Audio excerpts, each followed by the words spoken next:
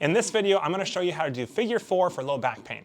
Now this stretch treats acute low back pain and also helps prevent future flare-ups. We're going to start by laying on our back.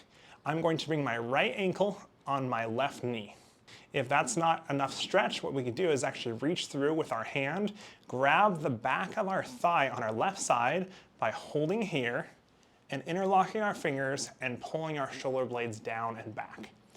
If this exercise is too easy like this, we can reach through all the way, grab onto our knee, and slowly bring our elbows back by pulling our elbows into our shoulder blades and feeling a nice stretch in my right back pocket.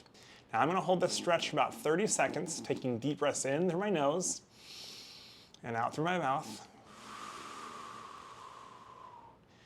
And as I hold this, I'm going to slowly pull a little more. As I inhale in, I'll pull. And exhale, I'll slowly let go and let that muscle relax. I'll repeat on the other side by bringing my left knee up, reaching my hands through, grabbing the back of my thigh, interlocking my fingers, and slowly kind of pulling up towards my chest with my arms and shoulders back.